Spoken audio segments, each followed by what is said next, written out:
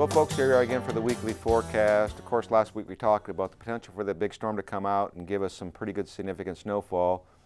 Unfortunately, we had to tape the Market Journal forecast on Wednesday due to the previous storm, and over the couple days period, the models did change, and that system did sag to our south and really wallop southern Kansas, northern Oklahoma.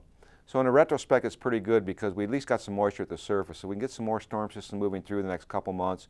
At least there's a foundation of low-level moisture to juice up these storms. Now, as we go into the future, we do have a system that's coming down the pipe from the northern plains that's expected to move in during the early part of next week that has the potential to generate some widespread moisture across the state and the outside possibility of some significant snowfall if the system does slow down as anticipated. So let's get right away to the upper air models and see how we can track this storm as it goes through our region and what the potential is after that storm leaves.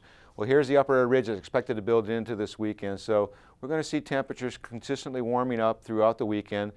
Don't anticipate any significant weather.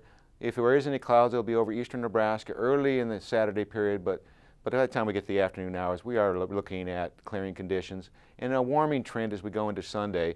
But here comes this new storm system out of the northern plains. It's supposed to sweep through Nebraska, and the time frame is a little iffy, but right now we're thinking sometime Monday it'll start to enter the state and give us a chance of precipitation. Here you can see it on Monday as it comes on Monday afternoon, sitting over in central and eastern Nebraska. And there is a potential that this thing could stall out and give us some decent snowfall, particularly as we get into Tuesday morning. This model looks like it's being very aggressive. The newest models have slowed it down somewhat, but if it does indeed slow down, keep a track of the weather because conditions can change, and at this time of the year, the models are notoriously terrible about predicting overall storm track. But we will see some ridging conditions come back in. Now, I think it's being over-aggressive in terms of the warmth, but right now they're supplanting a pretty significant ridge coming into our region for a couple days, particularly as we get into Wednesday. This ridge will start to move quickly to the east, and notice we have another trough that's going to be diving into the western United States, and that'll make its way in toward the Intermountain region as we get into Thursday and start to crank up. Again, this may be moving a little bit fast. It may dig a little deeper. And as we get into Friday, what we will notice is it tries to split this energy into two pieces. I'm not very confident of this, but under this type of scenario, we could get some significant moisture across western Nebraska. And if this holds together, of course, we'd be under the gun here in eastern Nebraska. So let's take a look at the temperature forecast.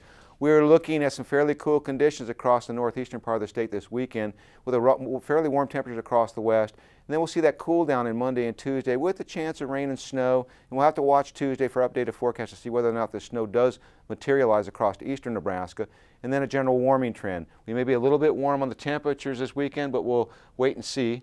Might be a little cooler than what they're saying. But the overall 8 to 14-day forecast next Tuesday to the following Tuesday does keep the cool air in place. And in terms of precipitation, we're looking at the vast majority above normal to our east.